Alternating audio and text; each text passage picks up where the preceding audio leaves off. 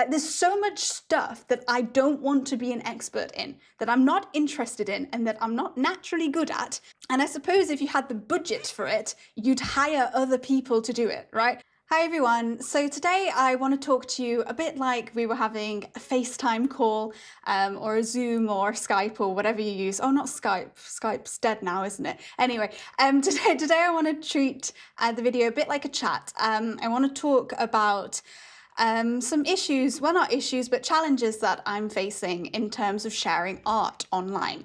And I'll talk in a minute about what I mean by art and what my art is. The talking point that I've written for myself is to talk about blockers, both mental and physical blockers to sharing art online.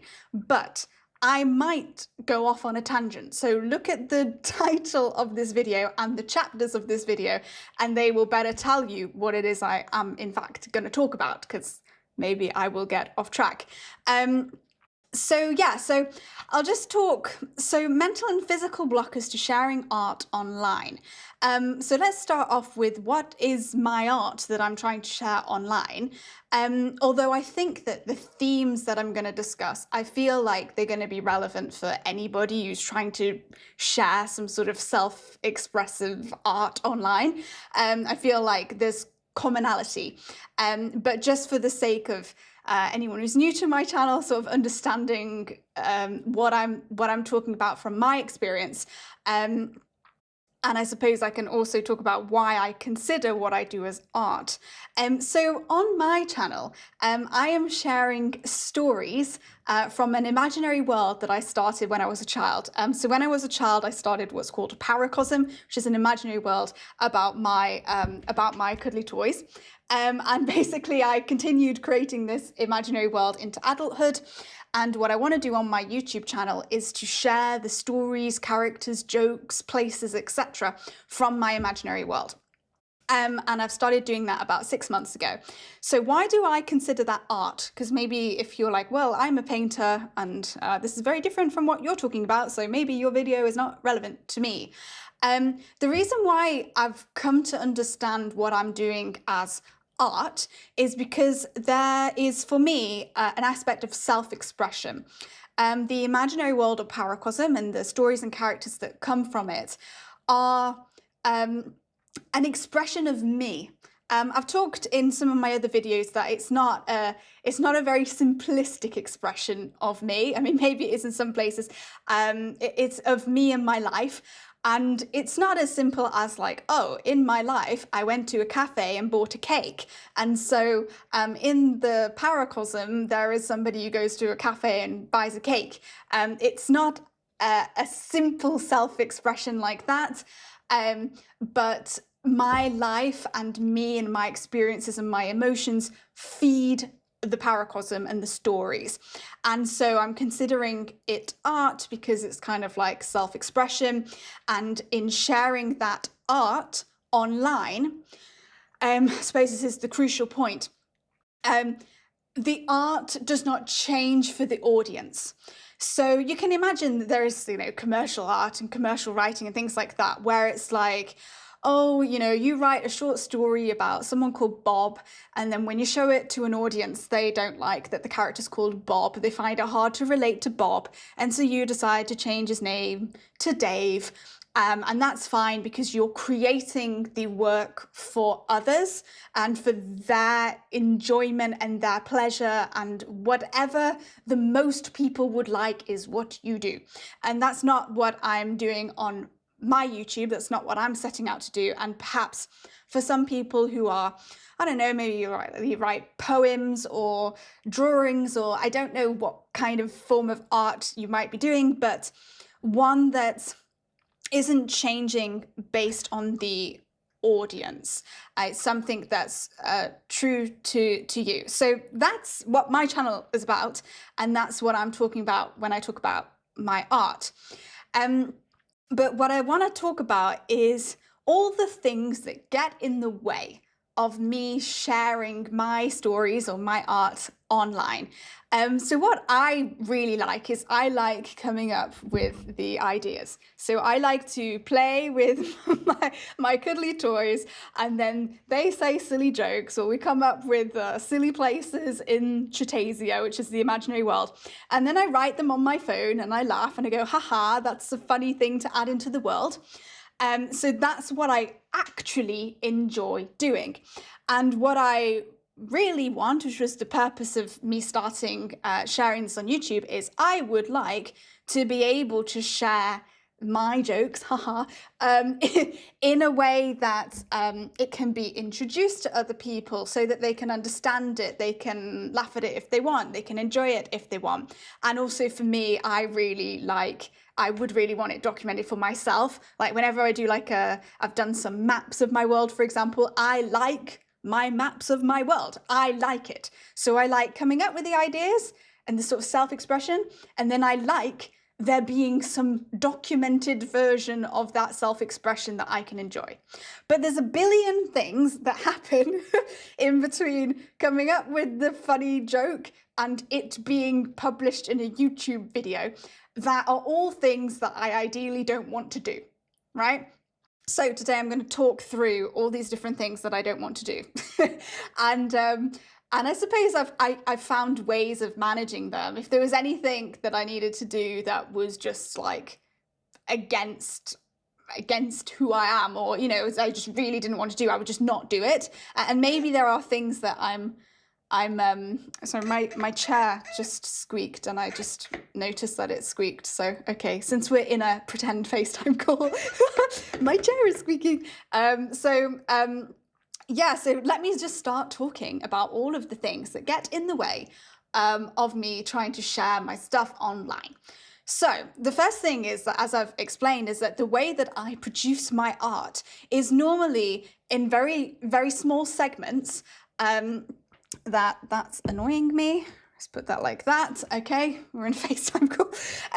Is I produce my artwork in little segments. So during my normal life, I will come up with like a funny name or a funny idea or a funny story, and they all get saved on my phone. And over the course of, I think so far it's been more than 20 years I've been doing this. Obviously, I've not been saving it on my phone for 20 years, but over the course of a long time, those little things all come together to create a more cohesive story. So one of my recent videos about a map, so it's the map of the world of Chatasia. Some of those ideas are 2 weeks old, and some of those ideas are 20 years old, but they've all come together to be in one video. So I don't know why I was talking about that. So the way that I create is not like, oh, I want to make a video about this island. Let me sit down and just write about this island.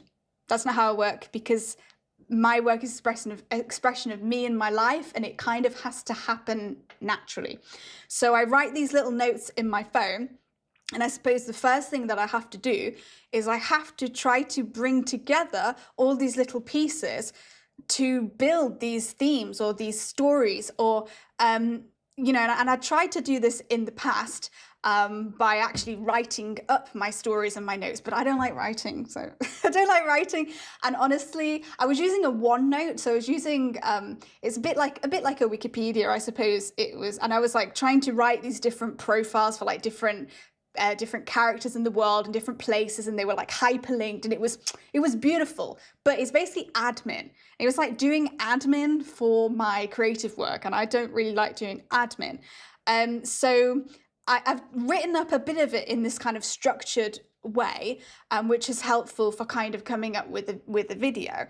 But I don't like doing admin. It is something actually that I wonder whether AI, some of these AI tools might be able to help me with. If I can just feed in like a bunch of like completely crazy notes and then go organize that, then this could actually be something that really helps me. But again, in order to do that, then you need to go research some AI tools. Then I would want to look into, are they going to use my work to train their AI, however it works? I feel like an old lady.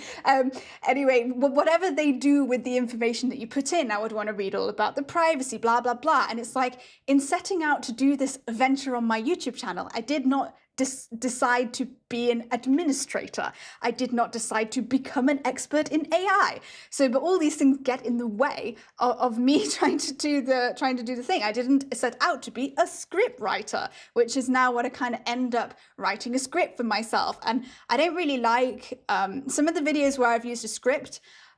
I think they have better structure, so they're probably better for the audience. But for me, I guess it feels less natural to make a video where it's like, oh yes, I must mention the thing about the pyramids, so there's the script element. So then there's, okay, I've got my bunch of things. I've managed to find a theme. Then the struggle that I had, which I literally had only yesterday when I decided I'd film a video, I was like, oh, I could film a video about the Lift Your Fork restaurant, which is a restaurant on the island of Massland. I could just try to make a short video about the Lift Your Fork restaurant. And I thought, well, in order to talk about the Lift Your Fork restaurant, I would have to talk about like this character and this event and how did they get here. And because everything's like connected in my world and I'm still relatively early on in terms of getting the groundwork about the story and who the characters are and stuff, it's really hard to just make a short like 10-minute video because everything's like connected to each other. And I suppose on that I need to be a bit less perfectionistic. I probably need to get more comfortable with making videos that have questions unanswered or making videos that are incomplete. That's the other thing with the way that I work in this kind of like writing notes on my phone. Pretty much nothing is ever finished. The way it works with Chitasia is it's like, well, it's a bit like history or archaeology or whatever. It's just like, this is the story as we currently know it, and we're discovering newer information all the time. So it's really hard in terms of making a YouTube video. It's like, well, I don't really know that much about the island of Sloom yet, so maybe I should wait until I know more about Sloom before I make a video about Sloom. But then it's like, well, why not, Sarah? Why couldn't you just make a video of the information that we currently know about Sloom? So there's a bit of a challenge that I have with myself in terms of like perfectionism, trying to get things like too well explained, too thought through, too structured. But yeah, there's also this aspect of everything being connected, and then I feel overwhelmed because I'm like, oh, well, I can't talk about whatever because I've not explained this. So yeah, I shouldn't go like too much, like, because that's another thing. So then once you've got your script, you've made your video. Well, actually, I'm skipping a step here, but in terms of like all the technology, so I'm pretty lucky that this setup, most of this setup, maybe you'll think, oh, this is just Sarah's room. This is just what it looks like. No, it's not. There is, at the moment, there is three lights on. There is a sort of background thing with some fabric over it. There is a microphone here. There is a camera here. Whatever, there's an iPad that's recording audio. There's a laptop that is sharing what the iPhone is seeing. So it's just a bit crazy, this setup. And I'm very lucky that Max, my partner, actually figured out mostly how all of this gets set up. But what I mean is, I like playing with cuddly toys and then having the stories recorded. And between there and there, now I have to understand how all technology works. I have to set this light up. I have to adjust this. I have to make sure, oh, is the iPhone on the correct setting? Is there enough space? Or did I remember to clap to synchronize the audio? Like, there's so much stuff that I don't want to be an expert in, that I'm not interested in, and that I'm not naturally good at. And I suppose if you had the budget for it, you'd hire other people to do it, right? If I had the budget, if I had some sort of amazing budget, I would like hire people to do all of the tech stuff. I would probably hire people to like figure out the different topics for the videos. Like, so, as I said, I think I can use AI for that. But yeah, even before I get here, I have to make myself look presentable. And I guess a lot of you do not know me. You do not see me every single day. I don't look like this every single day. No, this is really annoying for me. I had to put on makeup. I had to wash my hair last night in preparation for this. And again, it's not something that I feel that I'm naturally gifted in. Sort of hair, makeup, clothing. I'm not really good at these things. I'm a bit interested in them, but I didn't start making YouTube videos because I want to be a hairstylist, right? That's not, I just want to talk about my cuddly toys, and I feel like, it's so easy to go down a rabbit hole. So like, for instance, I was recently trying to find some new tops. This is actually a top that I wear for work. So it's a bit weird to wear it to film a YouTube video. But I was recently looking for tops, and there are certain like practical things, or what size it needs to be. I'm currently like carrying a bit of weight on my arms, so like the sleeve has to be loose. I don't like things that are like too like low cut. There are sort of practical things about what the clothing should meet, but then there's also the aspect of like, I just don't know what suits me. Like, I don't know what color would really look good on me. I can kind of tell like, oh, maybe lime green isn't the best fit. Like, I can do at the extremes, I can do it. Like, because you might be saying, well, Sarah, you look pretty good right now. You've made some effort with some purple eyeshadow. Yes, I can get by. I can do the minimum that is required, but it's not my forte. And it's quite a struggle, actually, and it's quite stressful. I don't know what clothes to wear. I don't know what looks good on me. I don't know how to do my hair. I don't know if you've noticed, but in the 17 minutes I've been recording, my hair has become less and less curly. So like, I'm just not good at these things. Like, if I had a budget, I would hire someone to do my hair. I would hire someone to pick my clothing and tell me what would look good. I would hire someone to do my makeup. I don't know what my makeup looks like on this video that you're watching right now, but like, I couldn't go out like this. Like, normally it sort of goes all patchy, and yes, the information is out there. I spent quite a lot of time looking at primers and what kind of primer you should use on your skin, and what kind of foundation suits how oily your nose is. Or like, oh, have you tried applying your foundation with a wet sponge or a brush? Or should you use a powder foundation? Should you use a mineral foundation? Should you put powder on afterwards? Should it be translucent powder? Should you do it with a powder puff or with a brush? Or should you not put on powder at all? You can go down this whole rabbit hole. And all of this is just a distraction from the fact all I want to do is have funny stories, my artwork. I want to do my art and to document and share my art. That's it. I don't want to become an expert in the best primers in 2025 for enlarged pores, right? Like, I don't want to do that. I recently tried to buy some new eyeshadow and stuff, because I'm not hopeless at these things, but I noticed in some of the videos that maybe my eyes could have something more interesting. And so I tried to buy some new eyeshadows and stuff, and it took me like hours. And then when they arrived, they were all like sticky, and I was like, well, I can't use sticky eyeshadow. So, just a waste of time. I don't want to be an expert in makeup. So what's the next thing that annoys me? So there's the admin of organizing the notes. There's the script writing of figuring out the script. Then there is the technology setup. Then there is the hair, the makeup, the clothing. I think the kind of talking in front of the camera, I think maybe it is a strength of mine. Maybe it's not something that I realize is a strength of mine, and maybe I can, big myself up a bit. Maybe a lot of people couldn't do what I'm doing right now. I don't know. I seem to be pretty good at being able to talk about things that are going on in my head and communicating them clearly, apparently. So I suppose this is something that I'm good at and that I really don't mind doing. And maybe, am I enjoying myself right now? I don't know if am I enjoying myself right now? Anyway, I don't know if I'm enjoying whatever. What I mean is that this bit maybe is fine. This bit is fine. But yeah, and then there's all the stuff that comes after, which is all the kind of technology things like editing, so like moving the files around, and then there's the whole thing of video editing.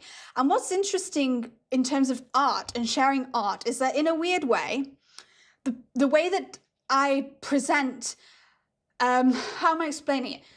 What I see as my art is the idea, is the story, is the joke, is the concept.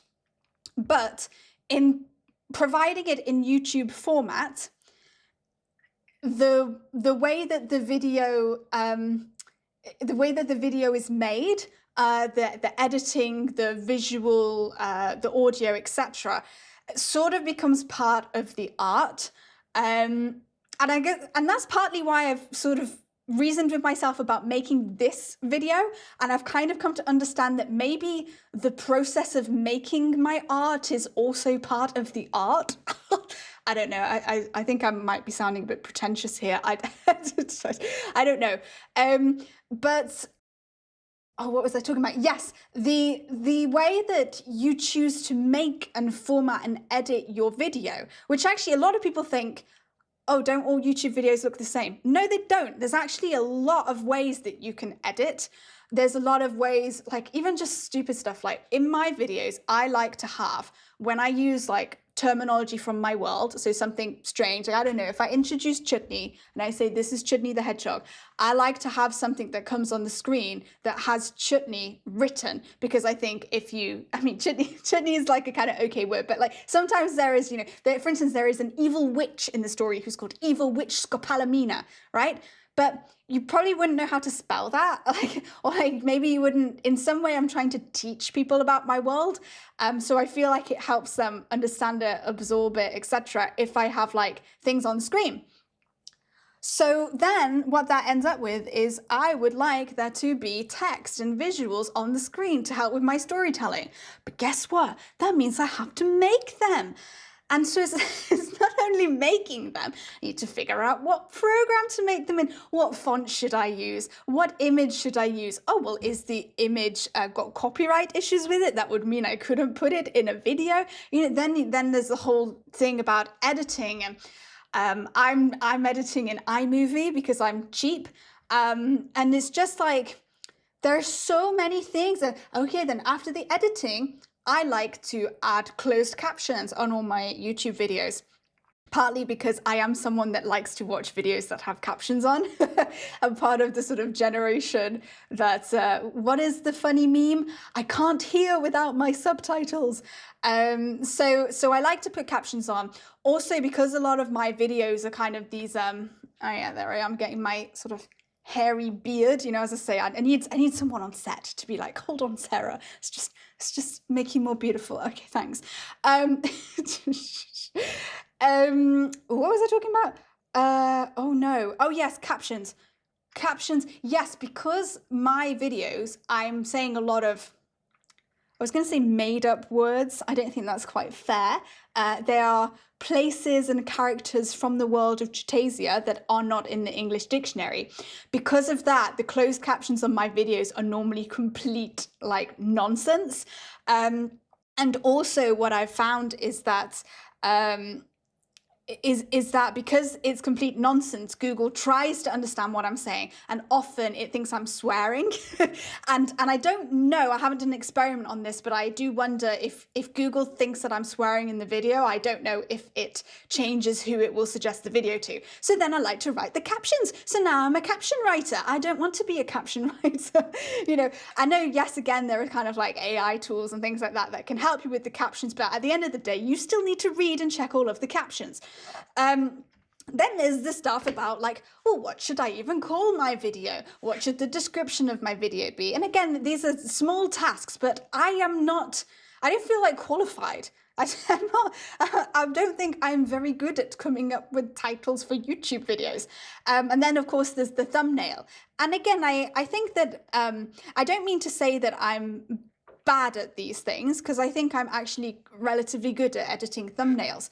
But I didn't start making YouTube videos again because I was making them in the past. I took a break and then I came back to share my art online. It sounds so like I don't know. But I didn't come back to YouTube to be a thumbnail editor, right? But now I am. And I feel completely clueless. Like, I feel completely clueless. I don't understand how the YouTube algorithm works. I mean, I think, again, at the extremes of these things, I know, like, if I was filming in a room with no lights, you wouldn't be able to see me, right? But that doesn't mean I'm an expert in lighting. So I kind of know, like, oh, I need to do a thumbnail, which, you know, I can get like maybe 70% of the thumbnail good. But that final 30%, I'm just really not very gifted or good at that. It isn't my skill or my interest, but it's in the way. It's in the way. Yeah, and then I would say like the final thing is just speed. The speed of doing these things. So like when I first came back to YouTube, did I definitely say everything I wanted to say so far? Yes, just keep talking, Sarah. This is a flow. I'm in flow state. It says 26 minutes and I hate myself for that. I just want to make like 15-minute videos, but I can't do anything less than 20 minutes. I think I just talk too much.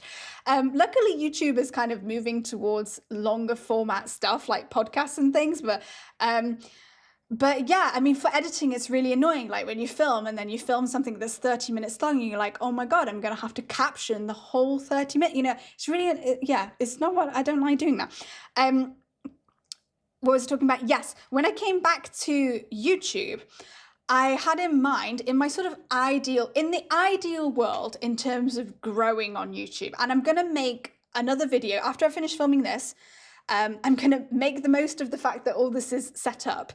And this is actually fluffy fabric, by the way. I've no idea if people think this is like a green screen. It's not. This is like literal like fluffy, fluffy teddy bear fabric. I'm like in a room of, well, it's not a room, I'm in a container of fluffy fabric.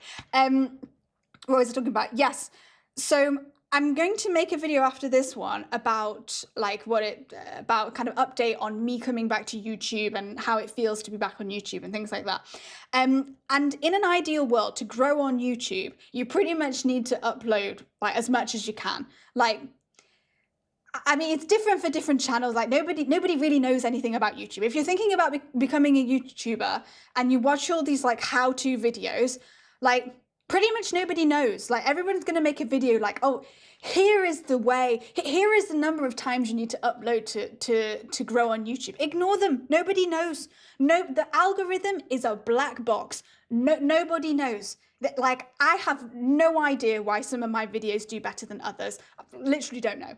I mean, again, at the extremes, you could be like, oh, well, if I just upload a video of well, I don't know. I was going to say if you just upload a video of a cardboard box, it wouldn't get many views. But the way that YouTube works is that actually, if I uploaded a 20-minute video of a cardboard box, it could well go viral. So what I mean is that there's really no rule. Sorry, I'm just spitting everywhere. There's really no rule. Maybe I should cut that out. Should I cut that out? I don't know.